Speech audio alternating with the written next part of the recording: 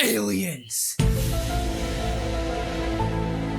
Dark Descent is one of the most gratifying games I've ever played, but one of the most frustrating games I've played in a long time. I've never considered myself a lover of RTS games. I just don't think their overall design ever really appealed to me. But now after playing this game, I just don't think I ever gave them a shot because this game is fun as hell. Now you may be saying, why did you get this game if you're not a lover of RTS games? Well, I'll tell you why I got this game. Yeah? Why? Because I saw aliens in the title. I have books, I have games, movies, action figures, more I have 4 copies of the original film. I know I have more, but I can't find the other copy. I think I have 5 actually, but anyway. Saying that out loud, I may have a fucking problem. This is all I got. So this game was a true treat for a huge fan like me, but I'm gonna say that even if you aren't a fan of aliens or you don't know anything about the universe, this is a good starting point, and it's just an overall fun game. It takes obvious inspiration from James Cameron's 1980s Aliens movie. Even though it does nail that atmosphere, look, and vibe, I would say that it doesn't really pull off the same flawless execution that movie does. It does have some pretty glaring problems, but I can't lie and say that it doesn't nail that tense sense of vulnerability despite having a squad of ultimate badasses to protect you. The odds are almost never in your favor in this game, making you think about every goddamn footstep before you make it, because one wrong move can cost you almost everything, and I think that's what made the movie so thrilling and captivating. These Marines have state-of-the-art tech, weaponry, and armor, and there's still no match for what waits beyond. And the game nails this. Now with all that said, because that was a lot, welcome to my rigorous review of Aliens Dark Descent. Videos where I'm going to go super into depth into gameplay, story, and mechanics. So following suit is a spoiler warning for anyone out there who wants to experience this somewhat original story for themselves. So let's get into it.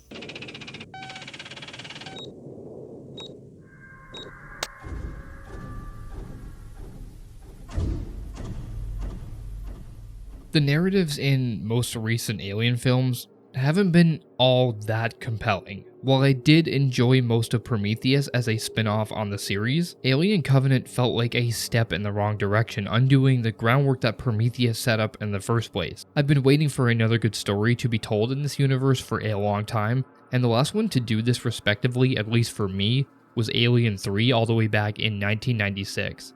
That's the year that I was born. Even though it did have its flaws that a lot of people disliked, and even I do, it wrapped up Ripley's arc nicely. There was another one after this, but well, we really don't talk about Alien Resurrection. Well, they went under decades ago, get them way before your time. Bought out by Walmart. Are you crazy?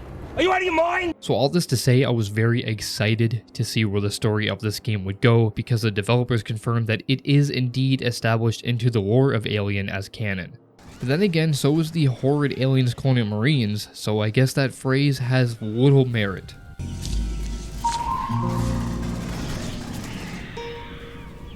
What the fuck is this piece of shit?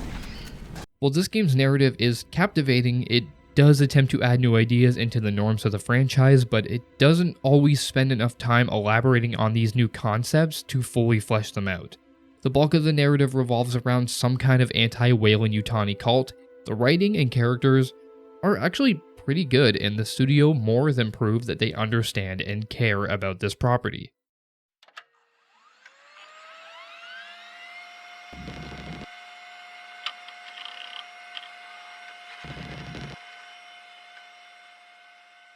The core of Dark Descent's story focuses on 4 integral characters: Maiko Hayes, Jonas Harper, Dr. Marlowe, and Cassandra, a name that becomes quite frequent as the game progresses. All of these characters tie nicely into this narrative because they all have a role to play in this somewhat original story. Maiko Hayes is the game's main protagonist and assumes the role of Deputy Administrator aboard the space station Pioneer, a metal hulking beast that orbits the colony of Lethe below. This bustling station full of Weyland-Yutani employees goes to hell in the blink of an eye when the cargo ship Bentonville docks her with a weight discrepancy on their manifest. This weight discrepancy leads a saboteur to enter the cargo hold and release the Bentonville's cargo that happens to be fully grown xenomorph specimens held in stasis pods. This puts the start of an infestation in motion as the alien creatures quickly spread throughout the station. During the game's opening, Hayes initiates a containment procedure called the Cerberus Protocol, where she sees the Bentonville fleeing the system with its remaining deadly cargo. When activated, Cerberus brings a series of missile defense platforms online that orbit the entire planet of Lethe. This stops anything from entering or leaving the colony planet. During her scuffle with the Xenos on Pioneer, she has a run-in with the Facehugger as it attempts to use her as a host. Now, this woman is either incredibly lucky or she has the strength of Arnold in her prime, because it took 3 people to get it off one person in Aliens. This, folks, is called plot armor. Not long after Cerberus's activation, Hayes is rescued by a boarding party of Colonial Marines led by Jonas Harper, the newly appointed commander of his ship, the USS Otago. The missiles targeted every ship in the sector, and the Otago was just one of them, forcing it to crash land on the surface of Lethe. It's here that the group joins what's left of the Otago in an effort to set up base and get off the planet. So this is the basic setup for the plot. As it goes, it gets a lot more intricate, but as a starting point, it does introduce and establish well-written characters. It sets up stakes for the game, but leaves room for the inevitable mounting pressure soon to follow, much like its main inspiration. In fact, Mayako shares a lot of the same qualities with Ellen Ripley, the face of the franchise. She's capable, by the books, compassionate, and doesn't hesitate to do what needs to be done. Qualities that you would want in a strong lead. What I like about her is she comes off very intellectual and grounded without feeling overly special. Now, the same can be said about Harper. I'd say that he's almost a spitting image of Hicks from Aliens. He's a level-headed guy that is just thrust into a role of leadership when the stakes are at an all-time high, and despite this, he manages to burden that with relative ease, confiding in Mayako for help only when he really needs it. We don't know what is happening on the surface of this planet. McDonald, my boss, he sure didn't. We have to get in contact with someone if we hope to get out of this mess. I hate to rain on your parade, but the Otago's shithoused. Even if it wasn't, how do we get out past those Cerberus platforms? However, their goals are different. Mayako wants to expose the company and get off the planet, while Harper wants to get to the bottom of what's going on and what brought about the infestation that the planet is currently facing. Unlike Hayes, he has personal stakes in this fight, a result of Lethe being his birthplace and the active residence of his estranged daughter, a person that becomes an integral chess piece within this story. See, the dubious Weyland-Yutani Corporation took an interest in Lethe for its large yields of a rare mineral called trimonate, a material said to be harder than diamond. During the expansion of the colony and the mining operation, an ancient alien city is unearthed, or unlethed, I guess? It's here that Dr. Marlowe, an ex-Weyland scientist, discovers large quantities of alien eggs left untouched in some kind of stasis field. This is a lot like the first Alien. A group of Weyland-Yutani colonists led by Marlowe broke off from the corporation, forming a fanatical religion surrounding this alien creature. Marlowe became obsessed with it, seeing him as the perfect living organism, of which humanity can reap the benefits by way of evolution. His group later forms the cult called the Darwin Era, a name that is a little on the nose as far as evolution is concerned, but also Darwinism refers to the evolution of species through natural selection, but his methods and the cultist members are far from natural. Many of them have been genetically modified into soldiers for the purpose of being able to integrate into the hive without any conflict. And I think this is a really cool idea. Through several deployments, it's disclosed that a project named Cassandra is the Darwin Era's main goal, a project that shares the same name with Harper's daughter. Marlowe's project is a way of being able to communicate with the alien hives and share the feelings by way of telepathic connection. For reasons that I can't explain, and the game can't explain either, Harper and his daughter share some kind of telepathic connection with the hive, allowing them to link with the creatures. However, Cassandra's link is stronger, allowing her to communicate with them and provide a broadcast network to the modified cultists to be able to link with the hive. It's essentially just one big neural network, and it's confusing to say the least. It's never really touched on that much in an attempt to try to explain it, But if Harper has it, then it points to this being an ability that's hereditary. But what makes him so special? Was it just based on him being birthed on Lethe? See, the problem with this universe is it has this really bad habit of just raising more questions than it answers. This leaves little time to get the Atago fixed, find Cassandra, and escape the doomed rock. It's not long after this that Jonas receives proof that Cassandra is alive and being held against her will by Marlowe, but he's unable to find the exact location. Hayes concludes that this information is held by a very powerful person, Director Price, a company woman through and through who was put in charge of Lethe to oversee its success. In a twist, it turns out that Price has known about Marlowe and Cassandra all along, despite her playing it cool with previously providing information to the Marines in order to secure safe passage for herself on the Atago. Even going as far to try to take the Atago by force with her elite commandos, she does this because she has been lying this whole time and knows this knowledge will be found out. Price desperately tries to waive her wrongdoings, even confessing that Marlowe and her had planned to exploit the creatures for financial and commercial gain. The things he found in that mine. What they could mean for pharmaceutics, space travel, security. The applications are virtually limitless.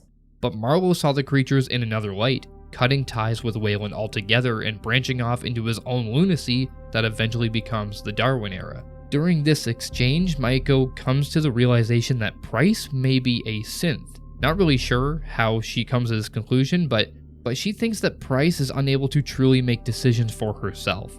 This conclusion is drawn because Price has access to every system in the colony, yet she couldn't stop Cerberus from entering Phase 2. Honestly, I'm not really sure what to think about this interaction.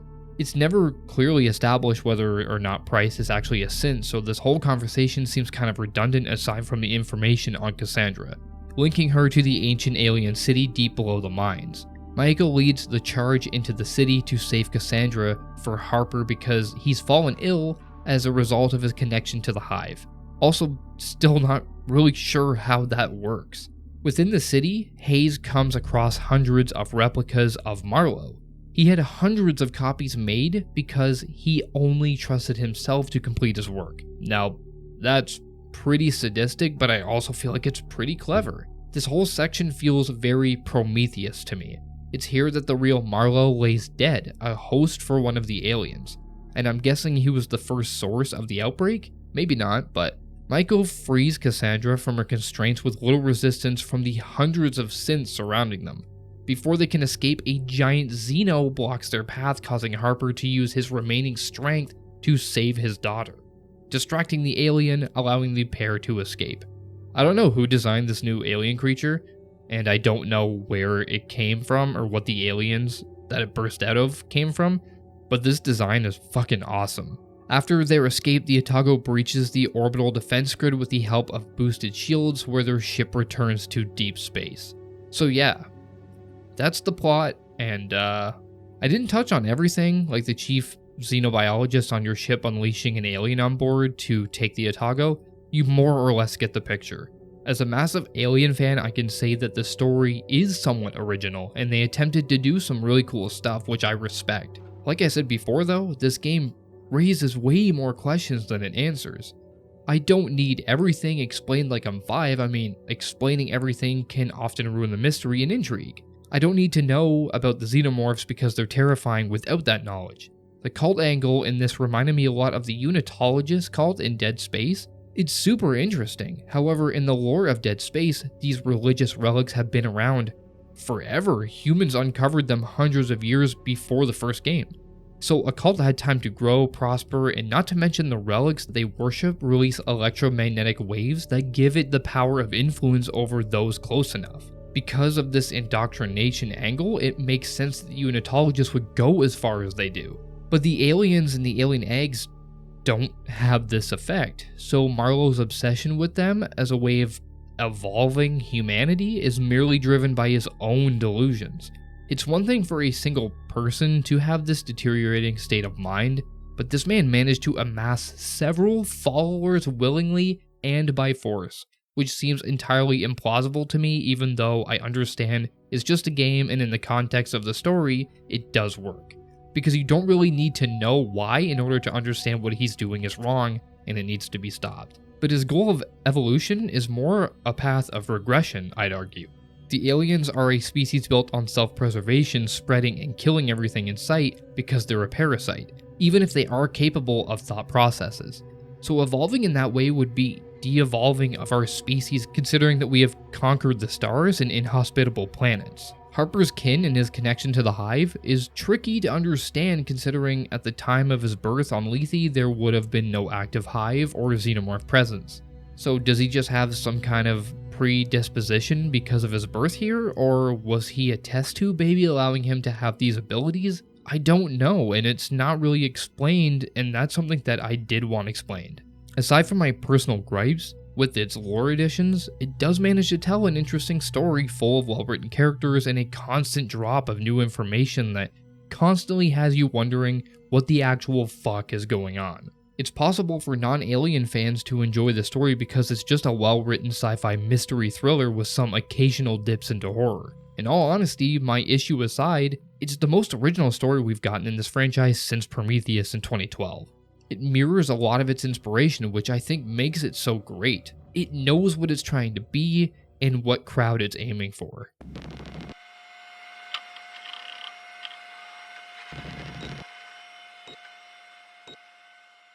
I'd argue that a game's overarching theme and narrative is pretty important in most games, but if the gameplay sucks, who's really going to see the story to the end? With YouTube nowadays, you can just go on and look at whatever you want, so you don't really have an incentive to finish the game if the gameplay sucks. So, like I said at the start of the video, this is my first RTS game. Now, I've never considered myself an RTS fan, but now I realize I just didn't give them a chance because this game is pretty phenomenal most of the time. I did the foolish thing and went straight into experience on hard, which I mentioned the second hardest difficulty, so I knew it wasn't going to be easy. But hey, I like a challenge, and a challenge it was. This game kicked my ass on multiple occasions, at times from my own doing with poor planning and bad decisions, but sometimes it did feel like the game was actively fighting me with bugs and compromised AI. This game gives you tools to use strategically with an often rewarding and think outside the box approach. Surviving an encounter using your own wits is both heart-pounding and endorphin-rushing fun. Dark Descent starts you off with basic tools like a motion tracker that doubles as a distraction when timed right, suppressive fire to cover certain angles that holds even if your squad moves. The game puts you in command of 4 and then later on 5 Marines.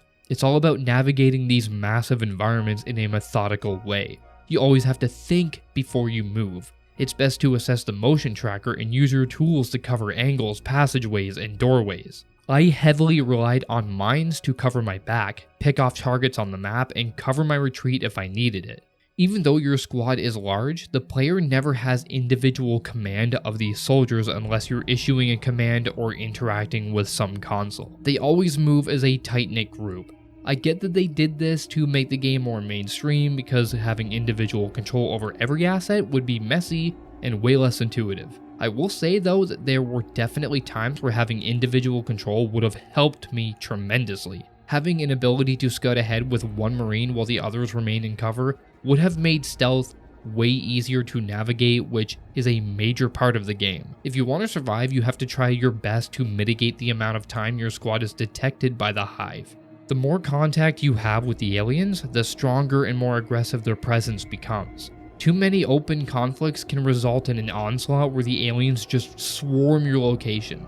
This is tracked by the Hive aggressiveness meter. As the days progress too, the planet's alien infestation level will increase, meaning that there will be more aliens to deal with. But in case of engagements, which are inevitable, especially because the game does relinquish control of your squad to set up a fight quite a bit, each member carries a primary, secondary, and special weapon. The primary is some kind of automatic, like the trusty M4A1 pulse rifle, the most badass fictional weapon ever created, the secondary being a traditional pistol or some machine gun, but the special weapon is what really matters. These act as abilities on deployments, and choosing the right time to use them can save your ass. The flamethrower is just one of them. You can lay down fire with it, cutting off open spaces, causing the aliens to funnel into one direction. The rocket launcher is great for getting a head start in the damage department on tougher threats. All of the aforementioned items are selected before each mission, where you can also decide to bring sentry guns, tools for hacking and welding doors, and then lastly, and probably most importantly, medkits. Each of these play a vital role, and it's best not to skip them every time you deploy. The game will literally remind you and recommend against not bringing any into the mission. Later on in the game, you'll also unlock a thing called Xenotech consumables by collection of samples that will grant you various perks like acid resistance and upgrades to special weapons. The maps in this game are pretty big, and the 12 missions take place on various locations. Not all, but most of them are sprawling maps with multiple levels. Some of these levels are so big that the game offers alternate ways of getting around. Your squad can make the long trek on foot, but the troop carrier works as a fast travel option that also offers full protection. If you're smart, you'll learn to use this to your advantage. I can count on multiple occasions where I used the ARC as a fallback option, allowing it to kill the threats chasing me so I wouldn't have to rely on my limited ammo reserves. It's important for me also to mention that there are lots of ammo chests to loot from, but it's wise to leave some on the map because collecting a bunch of ammo and then extracting depletes it from your inventory. So now that ammo is permanently gone and the ammo caches on the map don't restock, that's because these maps are persistent. So anything that drops on the map will stay there until you pick it up, but once it's gone, that's it. To my surprise, this game also features a robust suite of customization options. It may not be as in-depth as a game like Cyberpunk where you can't even see your goddamn character. This game offers presets to choose from for the most part. You're able to change skin tone, gender, the face of all your Marines. I'll admit though, some of the face presets look absolutely terrifying. Oh my goodness! If that wasn't enough, you can choose their armor colors, add scars to them, tattoos, and even decide whether or not they don their iconic helmets. Finally, you can name each one of your squad members, both their full name and a nickname. This level of tailoring is effective in getting you attached to them. No one could ever mess with my tough hombres Shaw, Kiki, Spider, Kool-Aid, well, until they did. And letting them go was a kick in the ass. It really felt like a loss.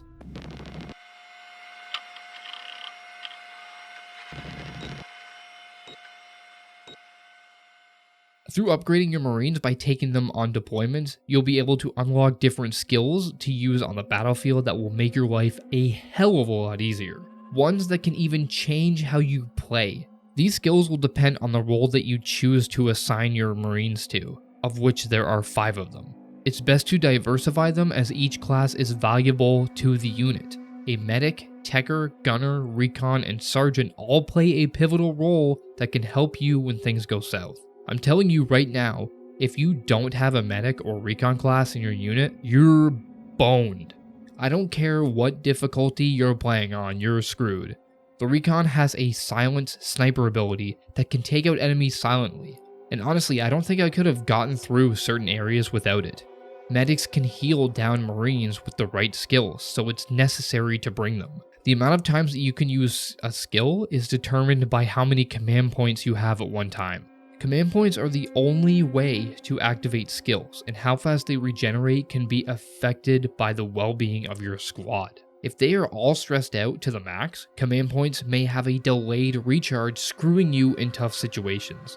These command points are basically your lifeline, and an effort should always be made to keep them stocked. Not only do each of these classes have their own unique skills, but they have passive perks that can be equipped as you rank up. This can be as simple as the squad can carry more ammo, or as in-depth as avoiding the tired effect after deployments that can hinder your Marine and require rest. These Marines also have the chance to come with negative attributes, which some aren't that bad and some really suck. Having a Marine with the coward attribute really is not ideal, especially when that person is the leader. These range from slight annoyances to big hindrances.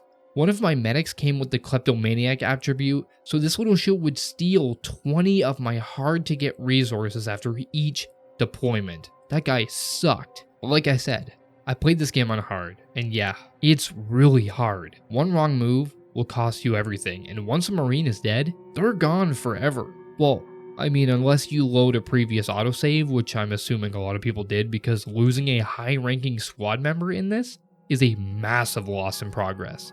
I'm all for permadeath in games because it presents a level of harsh consequences for the player to have to manage, but at the same time the cost of losing a Marine felt way too severe at times. The timer the game puts forth midway through really hinders how much time you have left to train new Marines. The barracks offers a way to level new Marines up without having to take them on deployments, but putting them in this intensive training program strips them from your ranks for several days. If you want them to continue leveling up, that is. Now mind you, these days that you have you can't really afford to waste. Combine that with the limited resources and it can be a real juggling act that can feel a tad too strict. Trying to keep everyone alive and have Marines in reserve that are high enough level to make deploying with them worth it is a huge task. It can be done, but it's grueling on hard. I don't know if it's just me or if the game lacks proper balancing to be able to accommodate taking severe losses. Now on the second last mission, my squad was almost wiped out. My medic Halo was killed in action, leaving 3 members alive, 2 of which were severely wounded.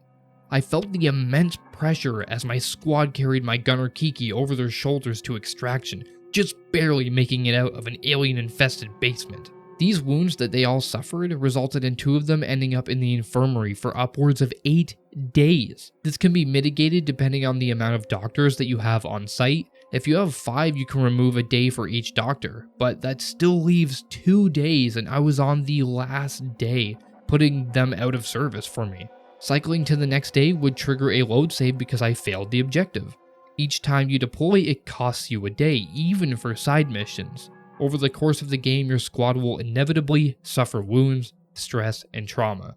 Each of these can be dealt with by managing their health and stress with medkits and certain rooms you can use as safe rooms to rest. Resting lowers their stress and applies any passive bonuses you may have had. If creating a safe space isn't possible, you can always extract at any time, but they'll end up in the infirmary or the psych ward. A high enough level of stress can result in a squad member gaining traumas that are passive negative attributes. My precious recon spider developed a xenophobia trauma, resulting in a stress increase every time a xenomorph was in her line of sight, which is a lot. Another Marine had a paranoid trauma, making him take stress damage every second if there were more than 3 active Marines alive, which there always was. Once you unlock the psych ward, Marines with trauma can be sent there to remove it, but again, that can take days. I love the concept of it, but its execution really makes you feel the stress of the situation. But I can't help but feel these punishments converge on cruel. These dynamic systems feel at odds with the limited time you have to complete missions, promote Marines, do side missions, and heal everyone. I get this was done to create stressful scenarios, so you have to make tough calls under dire strains, much like the characters in the movie. It does a great job of this most of the time, and I'd argue it's the best part of the game, but I also feel like it could have used way more tweaking.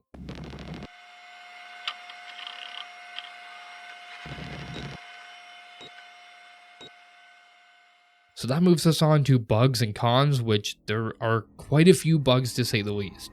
So it does suck to say that it does have some glaring issues that really got in my way of enjoyment and cost me lives. Over my 30-hour playthrough, I encountered more than a handful of issues with AI pathing, inconsistent stealth hiccups, and even frame drops. I found the AI pathing for my Marines was downright terrible at times. They would get stuck in narrow hallways, stand out in the open when I ordered them to take cover consistently, causing them to die, or at times even just ignore my commands. When the stakes are so high, it's really important to nail these issues because I shouldn't have to lose progress over something that is linked to the game in an unintentional way. Alien pathing and patrol patterns were sporadic in ways that either trapped me in certain locations or gave me little to no time to react to being swarmed. Runners are fast, nimble aliens that run on all fours. These guys cover a lot of ground in a short amount of time, and it's incredibly difficult to navigate tight spaces when they're just roaming around all the time. There is a way to draw enemies away from your location with a motion tracker, a tool I mentioned previously, and when it works, it clears up the map so you can move freely for a brief amount of time. Well, these, for me, couldn't decide if they wanted to work or not. Sometimes aliens and foot soldiers would completely ignore this distraction, even when they were in the next room. That means you have to risk getting spotted to progress the mission and possibly do more damage than good. At times it also seemed like the AI knew where I was even though the game registered me as undetected by the Hive. In a late game mission, a powerful Xeno entered the map and circled the area I was in for several minutes, and this thing was so fast that bypassing it was pretty much out of the question. Now I decided to evolve and use my big brain. I vigilantly watched its patrol patterns and started setting mines in its walking path. Smart, right? It worked. The mines were exploding, except this thing wasn't dying. 15 mines later, I realized, oh, this Xeno isn't taking any damage, and it wouldn't take damage until I was in direct conflict with it. Conflict that I wanted to avoid at all costs, because my gang of badass Marines was in really rough shape. I'm not entirely sure if this was just a bug, or if it can't take damage out of combat. Either way, that's a huge problem for me. Speaking of mines, there were times where they wouldn't be set off by aliens standing right on top of them. I figured because I saw this, I must have done something wrong, so I checked to make sure the mines were fully deployed, and they were. They just weren't connecting with the AI, I guess. This next one is outside the realm of bugs, but some mission design is truly abysmal. Towards the game's conclusion, there's a mission that scrambles your motion tracker for the better part of its length, and I get this was supposed to put pressure on you, but the game didn't need to do this. It was already effectively applying stress all the time, but doing this was just such an annoyance. This map in particular is full of narrow hallways, often resulting in one way forward, but it rarely renders physical threats of enemies unless they're close, hence the importance of the motion tracker. This in turn led me to my death many times because I could never see what I was walking into, and the enemy's line of sight is so good that they could see me over a mile away. Then you have the aliens that hide in wall vents, so walking close to them can trigger a big attack. I'm going to be honest and say this mission was not fun. It's not fun and it was very long. Now enemy variety is another one. I think the aliens have a decent amount of variety, but you typically only fight 3 variants a majority of the time. The Queen, the Crusher from Colonial Marines, and the Praetorian only show up as boss fights. The eggs and facehuggers are also an enemy type, but they aren't frequent enough, and avoiding them when you see them is the best course of action anyway. My problem stems from the human opponents. There are 3 versions of human foes: the Darwin era's main followers, their modified foot soldiers, and then the Weyland-Yutani commandos.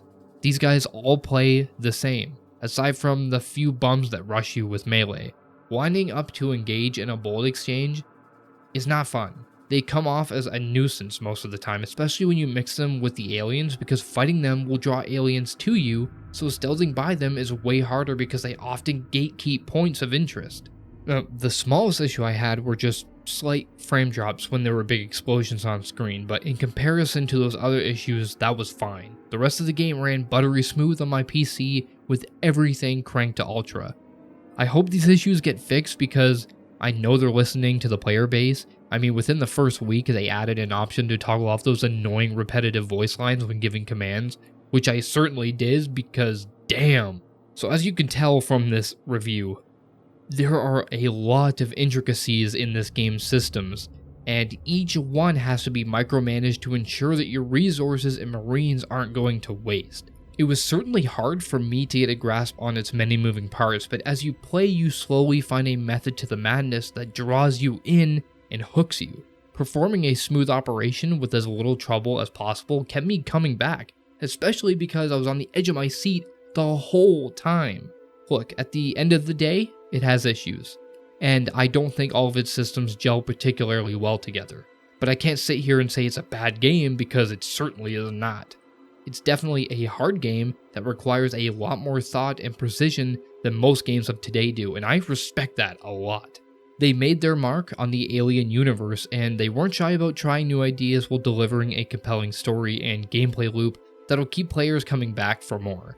I've already started my second playthrough, but on easy this time because, man, I really don't think my heart can handle another 30 hours of heavy stress. But with that said, I sincerely want to thank you all for watching this video. Producing these videos take a lot of time for me, so I can't upload as frequently as I'd like. I work full-time and have other commitments, so if you like what I do and you like what you see, It would mean the world to me for any support. A sub, a like, a comment, hell, it could be all three. It doesn't matter. I make these videos for me, but I'd be lying if I said that I didn't have you guys in mind because I want to make fun content about games that I love. So yeah, that's my rant, and this video is over. Peace out.